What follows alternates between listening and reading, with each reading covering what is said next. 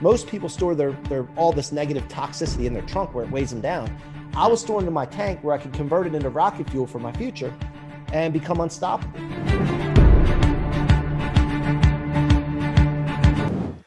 What's up, captains? Now, before we dive into today's episode, I have a very exciting announcement. I am now officially accepting applications to work one-on-one with me in the next round of the Captain's Lifestyle program. The next group starts July 1st, and I am only accepting 10 clients. July 1st is exactly halfway through 2021. So if you're not 100% satisfied with the way the first half of the year has gone for both you and your business, this is the perfect opportunity to get things back on track. I work specifically with social entrepreneurs who want to grow their impact, optimize their work-life balance, and fulfill their entrepreneurial vision. We accomplish this by maximizing your health, happiness, and productivity. Over the course of the 3-month program, we cover the 6 pillars of optimized human performance: mindset and brain health, sleep, communication, nutrition, exercise, and biohacks. Basically everything you need to take you and your business from average to excellent. But don't take my word for it. Listen to what my former client, Nori, a financial consultant and founder of a nonprofit organization, has to say. Best decision of my life was signing up. Thanks, Taylor. I mean, come on. On average, my clients are able to increase their time management and productivity by over 300%. Imagine what you could do if you were 300 times more productive than you are right now. What would that even feel like? Well, if you're one of the lucky 10 who get accepted into my program, you'll get to find out for yourself.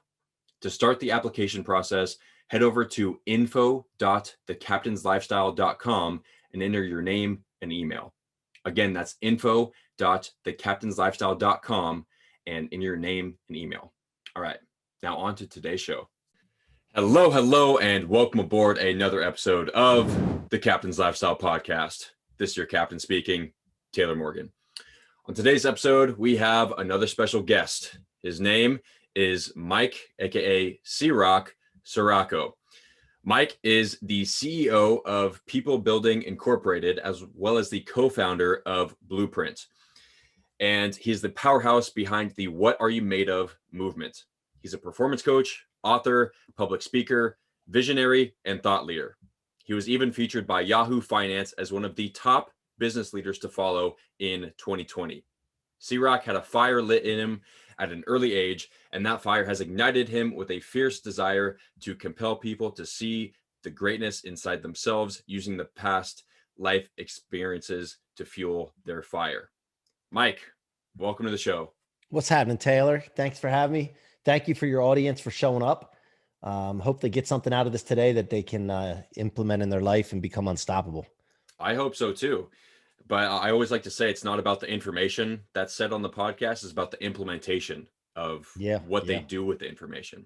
So let's start it off with, what was that fire that was lit in you at an early age?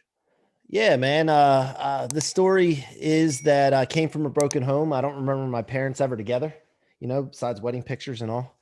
And I used to live with my mom, and I'd go to my dad's every other weekend, like a lot of people that have divorced parents. And that comes along with a lot of conflict, child support, custody battles, step parents getting in the mix now, and then their agendas need to be met and conflict arises.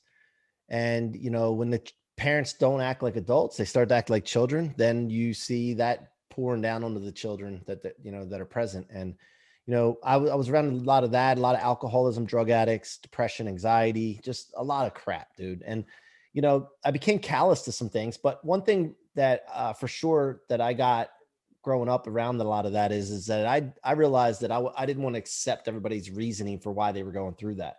Whatever they were telling themselves and justifying themselves, I just didn't feel obligated to buy their bullshit. So, but long story short, I lived with my mom till I was 8. And then from there, my mom decided to get married for the 3rd time and move in with another man. And I just decided that wasn't for me at 8 years old. I didn't want to learn another man's rules. And by the way, that guy was George, my stepdad, who passed away in 2019, unfortunately, of a heart attack. And he was a great guy. He ended up being a great guy and stepping in for my father. But at that time, I didn't know that.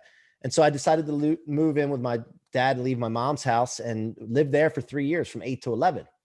During that time, my dad was moving on to a second marriage, and there was some conflict with my parents, stepmom, mom, jealousy. I don't know what the deal was, right? Exactly. But I just heard a lot of fighting, a lot of argument, a lot of threats my way, a lot of abuse and mental and psychological abuse I dealt with. And at some point, while I was in it, it seemed normal because I was dealing with it all the time. Usually when you're going through something all the time, it starts to feel just like that's what you're supposed to go through. But I've really realized when I was about 10 and a half years old that something's not right here. So I decided to tell my mom what was going on. And it's a funny thing when you're going through abuse. A lot of times you won't share it because you're embarrassed that you allowed it to happen in the first place, or let it continue to happen. You also concern yourself with whether people will believe you to the extent that it's an abusive situation. But the other funny thing about it, Taylor, is like when you're dealing with an abuser, sometimes you're concerned with the abuser and what will happen to them if you say something to somebody. It's just a weird thing. So in this case, my stepmom was just, she had issues with my mom and she would take it out on me. So, but anyway, I shared them with my mom and she decided to file court papers, file custody. But she said prior to doing that, look, if I do this, you need to stick to your guns because they're going to try to talk you out of it. And I can't be left hanging out to dry if I file court papers. This is important, it costs money and all that, but you got to stick to your guns. And in life, she said, when you believe in something, you need to stick to your guns and like understand that people are going to try to have their own agendas and pull you down, and just got to make sure and I took that to be stubborn. Like I need to be stubborn. Like when I want something, I got to go get it. And despite what anybody says, I got to go after it. So I looked up the word stubborn recently, and it says in the Merriam-Webster dictionary, perversely unyielding. And I love that. I love that. When you want something and you're perversely unyielding towards it, you're going to get it. Now you got to be careful that it's on the right thing, right? Yeah. But so my dad finally got these court papers delivered to him after I was coming home every day, waiting for weeks. Finally, they were there, and I could tell just by walking in the house that there was something up.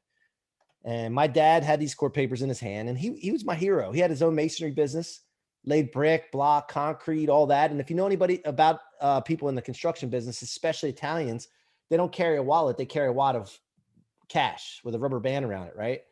And I used to look up to my dad, man. He was a hard worker, rough hands, big forearms, nice tan from being out in the sun all the time. And he used to flash that money around. And I thought that was the coolest thing as a kid.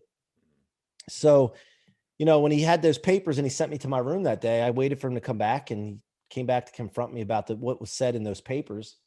He says, it says here you want to move in with your mom. I don't understand this because you have everything you need here. Your mom doesn't have any money. She's on to her third marriage, men coming in and out. I mean, why would you want to go live in there when you have everything you have here? But he wasn't understanding. He was probably caught up in the normalcy of what was going on there. And I remember my mom saying, stick to your guns. So I didn't argue with him or discuss it with him. I just said, no, I've made my mind up. He said, okay.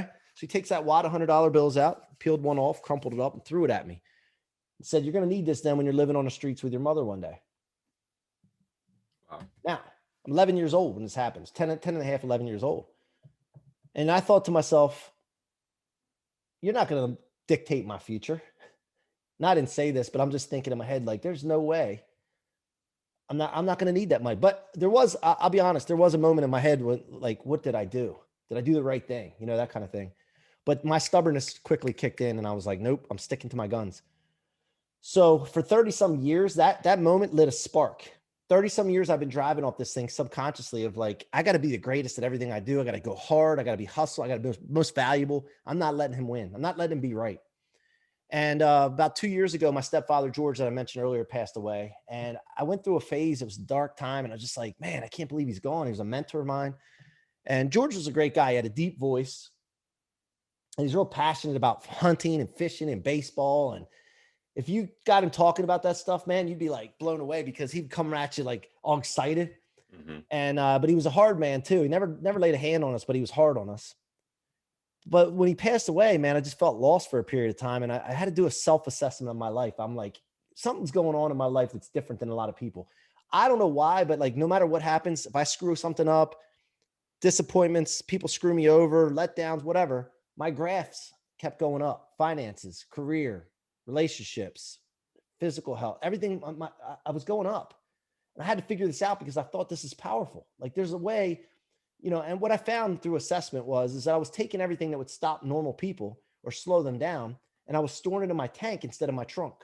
Most people store their all this negative toxicity in their trunk where it weighs them down.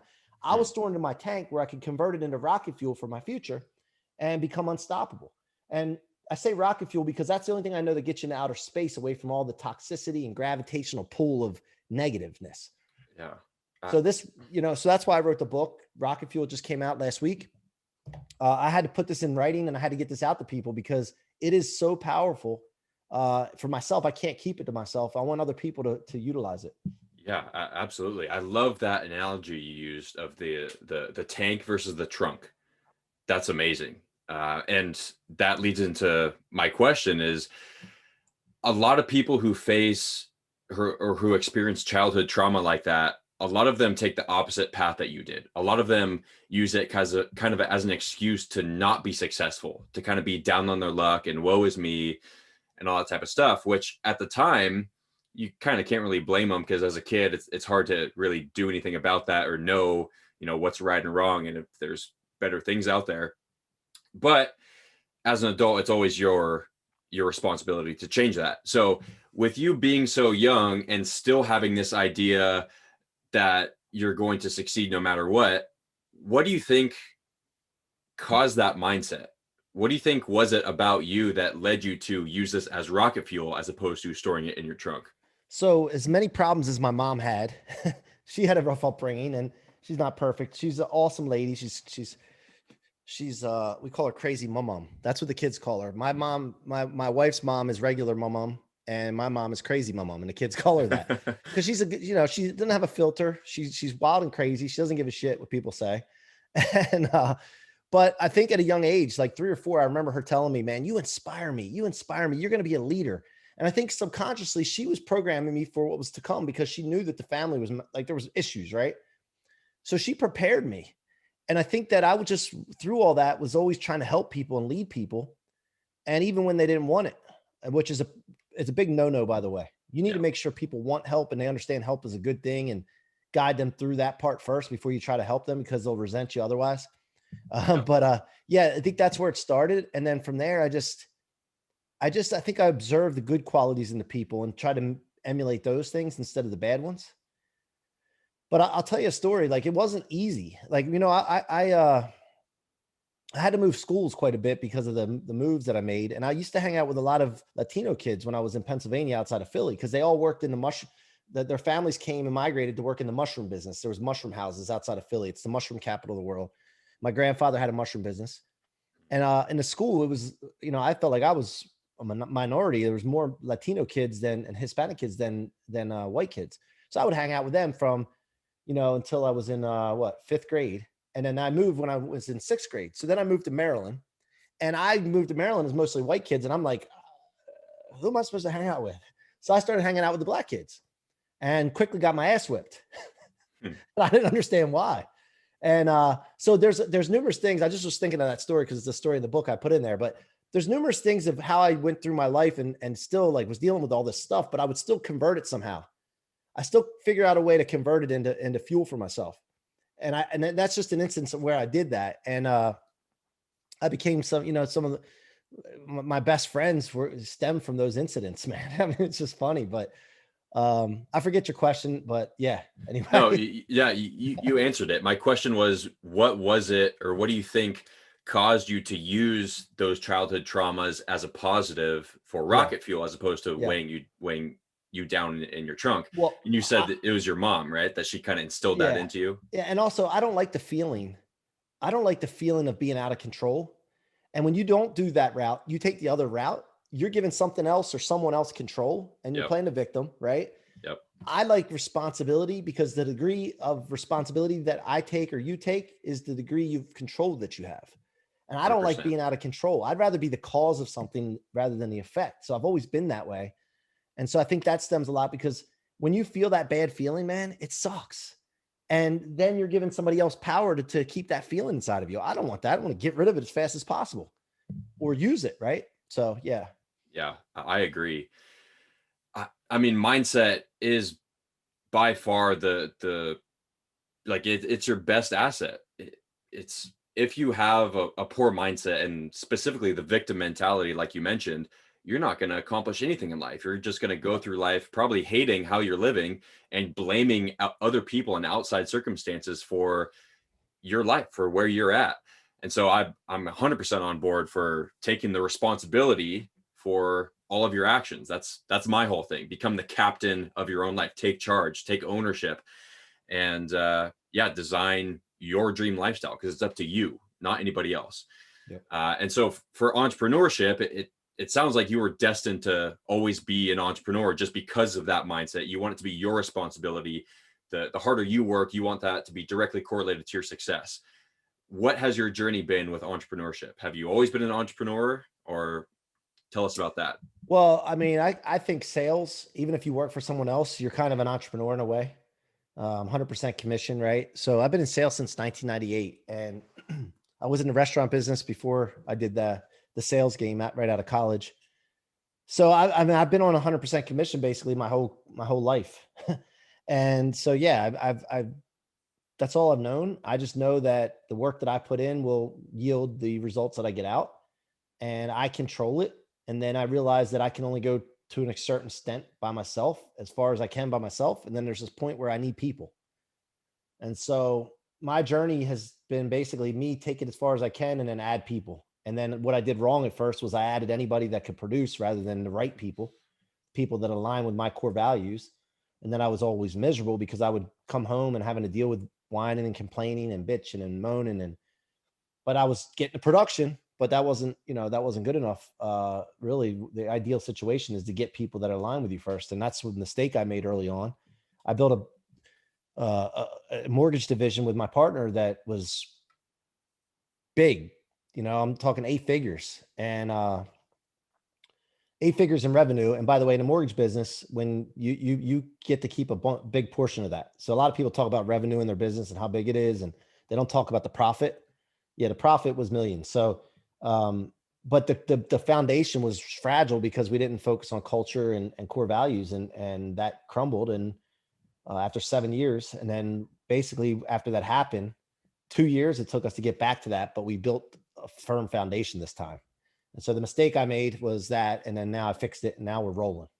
Yeah, I'm so glad you mentioned core values and the value behind building the culture first, because that's exactly the first thing that I teach in my program. So I coach entrepreneurs specifically, and I agree that's the foundation, is knowing your mission statement, like who you are and what your company stands for, and the values that you're going to hire by, fire by. It all has to be revolved around that. And my whole brand, the Captain's Lifestyle, I associate your core values with directions on your compass, because I believe that if you follow those core values, it's going to lead you to your ultimate treasure. And I call your mission statement your treasure map, because if you do everything right, it leads you to there. And so people who are in business, who maybe they have a vague idea of why they're in business and who they help, but they haven't really defined it and put it on paper, Mhm. what would you suggest to people? Or let me ask you, how did you come to understand why core values and the culture of a business is more important than anything else? I didn't have to get coached on that, man. I got experienced on it. I got my ass whipped because of it. I mean, I go to making, $1 million a year, and then down to nothing very quickly, Hmm. and identifying myself, which is wrong, but identifying myself as a division manager of a mortgage company and live, sleep, breathe it. And that's what I identified with. And that's who I was. And when that came crumbling down, I realized I lost my identity. And I'm like, dude, this is nuts. Like, and I was chasing the dollar and the production and nothing else. So that's the wrong way to do it. So you chase the mission, and then the money follows. And so 100%. once I realized that, we built culture. We started with culture, and I of course got mentors. And Grant Cardone, who wrote the foreword for my book Rocket Fuel, which just came out, he was a big part of that as far as that goes. And then also some other mentors along with that: Brandon Dawson and Richie Dolan and Jared Glant. And then one friend of mine recently, There's a couple guys too that I've been really looking at with culture. I'm gonna pitch a book real quick. That's not mine, but the core value equation by my buddy Darius Mershazda. He was the CEO of a mortgage company called TMS, and he talks about how that changed his business. He learned about coming up and implementing core values at MIT and a program at MIT. And there's also a guy named Cameron Harold that I met at a mastermind that's phenomenal. And he works with COOs of companies. And I just listen and absorb these information from these people. Once I know that that's the game, I go implement it in my business. Now, when you implement it in your business or your life, you're going to have problems because people aren't going to want to go. You're going to have to drag them kicking and screaming sometimes. But you got to understand the reason that I get it from these people that I know are successful is I know it works now. Once I know something works, I don't care what other people say. We're going to do it. Perversely unyielding. You either get on board or you can go somewhere else because I know this works and it's the only way I'm going to do it. Even if I tell my team this, it sounds harsh, but I tell them, look, here's what we're doing. You're either going to do it and get on board or you got to go find somewhere else to work and where you align better because it's not going to work. And I'll go back to being by myself with maybe 2 or 3 people, start from scratch and add one person at a time that align with our mission. It's that important. So yeah, I learned the hard way, man. Yeah, it absolutely is that important. I 100% agree. Yo, Taylor here. So I'm sure you've heard me harp on sleep and basically every single podcast and video that I put out because it truly is that important. And I'm excited to announce that I've created something very simple and very tactical that you guys can use to start improving your sleep immediately. In fact, it is the fastest way to improve the quality of your sleep and therefore the quality of your life with amazing results after just one single night of implementation. Seriously, this is the same nightly ritual that I personally use, and it's the same strategy that I teach all of my high-performing clients in the Captain's Lifestyle program. It's the 4-3-2-1-30 method, and I'm giving it away to you guys for free. All you have to do is follow the link in my Instagram bio or in the show notes of this podcast, and I'll send it over so you can start sleeping better tonight. But please do not sleep on this offer. It's literally free. So no excuses. Go do it and sweet dreams. For those people out there who have not gone through that experience and might just think you're blowing smoke up our ass, like, yeah, core values, culture, whatever.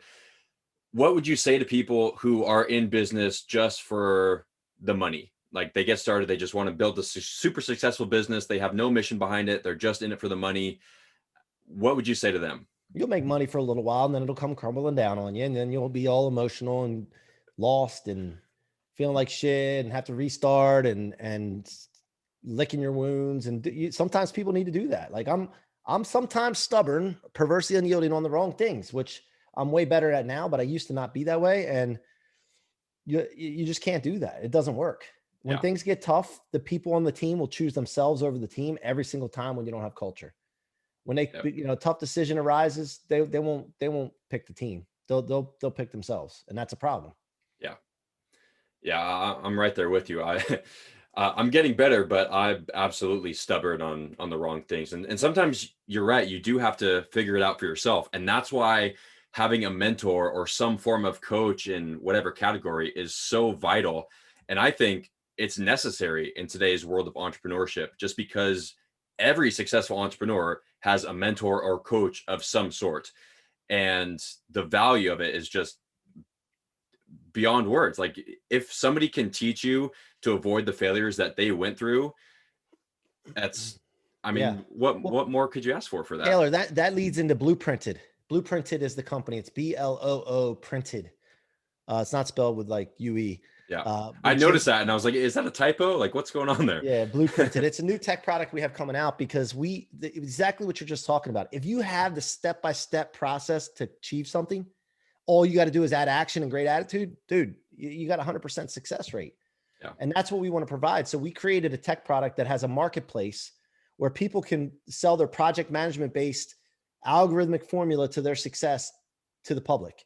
It's coming out. It's an industry disruptor because of the fact that most people are using digital training courses and books but this is something that's not out there anywhere. And we are creating this awesome platform that has accountability built in, calendar integration built in, and it basically provides an opportunity for consultants or coaches or whoever to share their success in an algorithmic format to make success easy. Yeah, it sounds like it's going to be, like you said, an industry disruptor. And you mentioned before we started recording that it's going to be a type of social media platform. Can you talk a little bit about that? Yeah, so everybody will have an account, and some people will be just blueprint creators. Some people will be purchasers of the blueprints, and then there's going to be people that do both.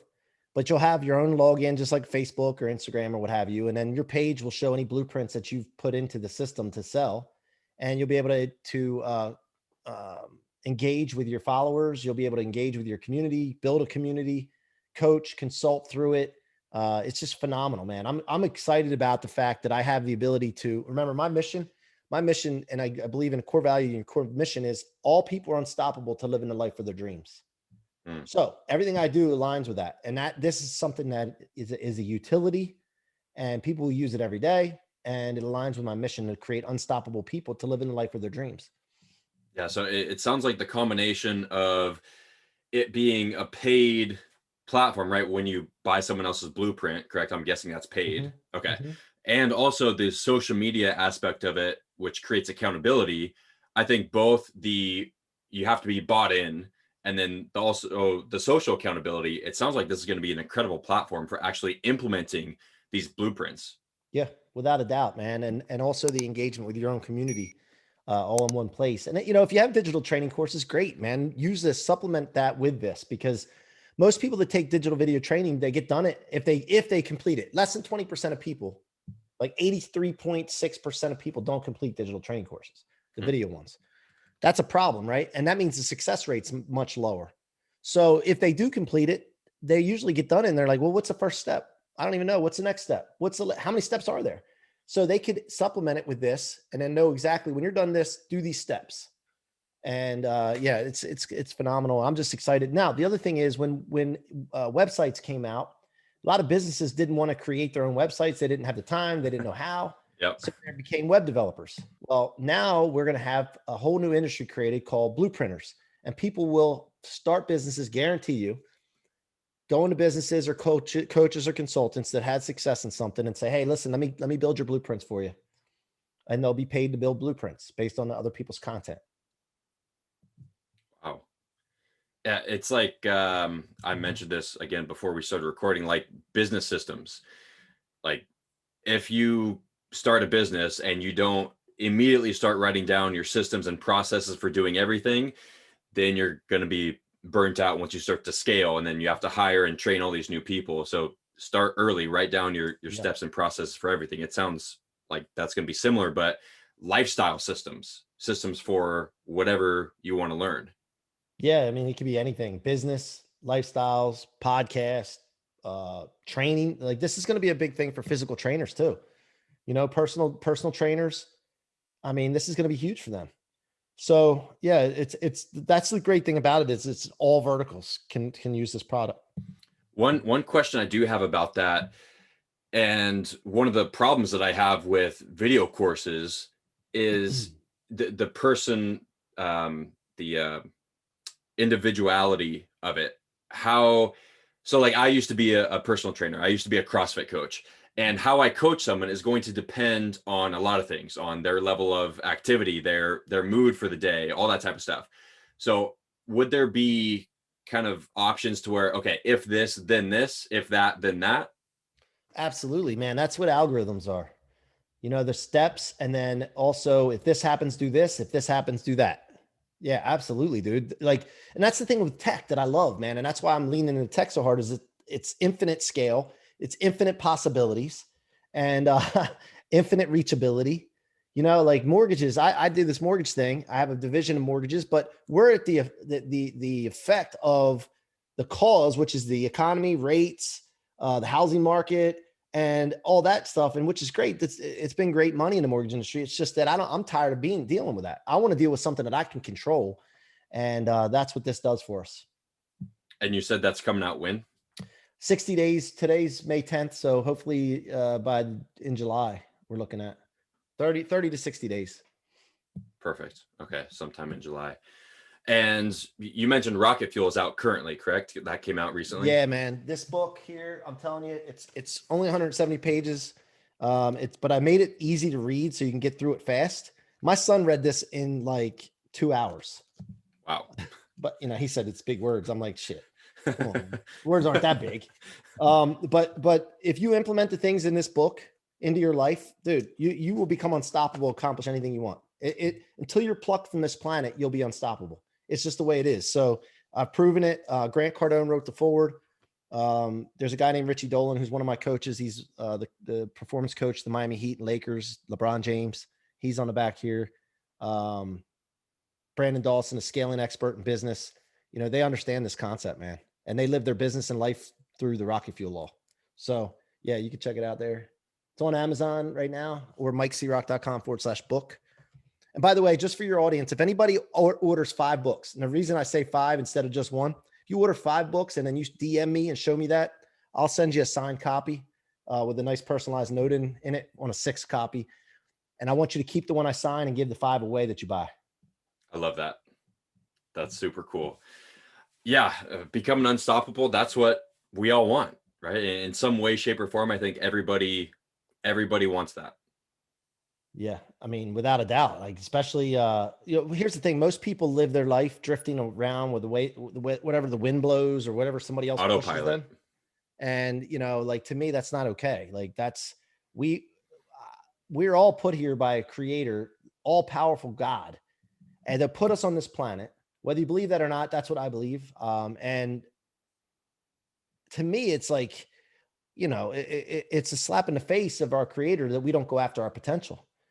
Like, you're given something and you're not using it. It's like, that's one of the most, to me, vicious tragedies on this planet is wasted potential, wasted talent, wasted ability, man. I'm just not okay with that. So my job is to show people that they're unstoppable, but also to understand your mind. Whatever you think about in your mind comes true. Most people are thinking about in their mind random things, and that's why there's chaos and confusion in their life. Yeah. So I teach to get clear on what you want in your ideal life with no limitations, and then go after it.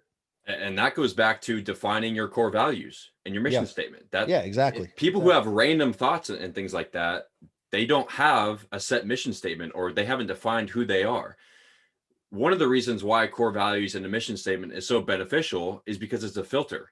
It tells you what to say no to. I'm sure you're fully aware that saying no to quote unquote opportunities is one of the best ways to stay focused and to actually succeed. Yeah, without a doubt. You use the word filter. I mean, from when I wake up in the morning till I go to bed at night, I'm constantly making sure that everything I do goes through my mission. And if it doesn't, it gets eliminated. And at the end of the day, this is so important. If you're taking notes, you might want to write this down. Assessment leads to elevation. If you can assess every single day, like before I go to bed, when I lay down, I think about my day. How did I communicate? How was my diet, my exercise, my attitude, my thoughts? How were they, and were they aligned? And if they weren't, how can I fix them as quickly as possible? That way you don't get to the end of the week, month, or never do it at all and just be drifting, as we say. So it's very important that you assess. Most people don't do that. And so assessment leads to elevation, along with proximity to people that are farther along than you. Wow. Tremendous value being dropped here. Assessment leads to elevation. I love that. And yeah, one of my favorite quotes is, you're the sum of the 5 people you spend the most time with. It's all about your environment. So in addition to those 2 things, this will be the last question, and then you can tell people where they can find you, is as a high performance coach, I'm always curious how other high achievers are maintaining their level of performance. So what are some of the things that you do on a daily basis to make sure you're operating at your maximum potential? Well, first of all, I don't maintain shit. I always try to level up. Like, Love dude, that. I don't want to ever sit still, because all flat lines on a graph fall because of gravity. There's things that bad things happen, age happens, weather happens, economies happen. You have to have an upward trajectory on your graph, upward trending graph. Yep. And so I'm always trying to level up. Maintaining is not going to maintain. So Agreed. what I do every single day, one is at the end of the day, assess. To start my day, I write my goals down every single day, wake up with gratitude in the morning, drink plenty of water. I mean, look, dude, I have this thing here. Like, I'm hammering water because I make sure that I'm hydrated. Like, I go through all these different things. Reading, I read every single day, man. There's not a day that goes by that I don't read at least 10 pages. What else? I'm taking courses. I'm studying communication. I'm studying mindset. I'm just an animal when it comes to elevating, dude. And so I have to be that way though, because of my mission. And then I can't tell other people to do these things if I'm not holding that standard. I can't expect that of other people. Now, leaders will not hold people accountable because they're not holding themselves accountable. So they don't feel right because they're afraid they'll appear as a fraud and somebody will call them out. I never have worries about holding somebody accountable because I hold myself to such a higher standard. And I do it I mean, it's a lot of work, man, but I make sure I do it because that way I can hold people accountable. Yep. I had a guy named Max McCoy on my podcast, I don't know, about half a year ago. And he said that entrepreneurship is the ultimate personal development tool, because in order to be successful as an entrepreneur, like you said, you have to constantly be improving yourself. There's no such thing as maintaining. Everybody else around you is improving. So if you just maintain, you're going to be obsolete within a few months. You got to keep improving. And that's, again, goes back to the power of mentors and coaches, because they help drive you to succeed. So this has been a fantastic conversation, and I want to let people know where they can get in touch with you, find out more about what you're doing. So where would that be?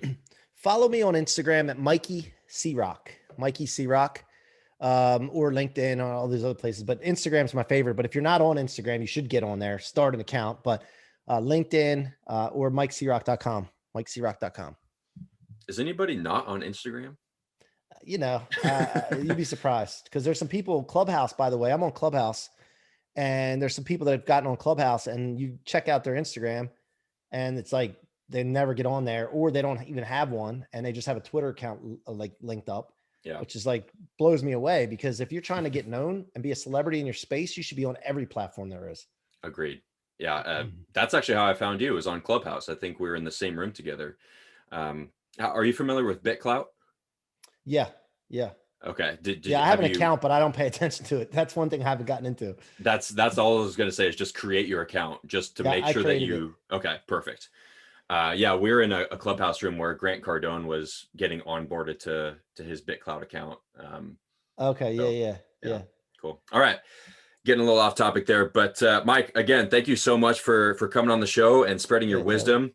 And I'll include links to everything that he mentioned, the rocket fuel. There is currently no link for Blueprint, correct? No, that'll be coming. That'll be coming. Gotcha. One thing real quick before we go. Yeah. If you get some kind of business going, some people want to like get this love affair with their business before they really go out and try to monetize and cash flow it. Be very careful about that. The most important thing you can do when you have an idea is get it out to the market as fast as possible and start talking to people about it.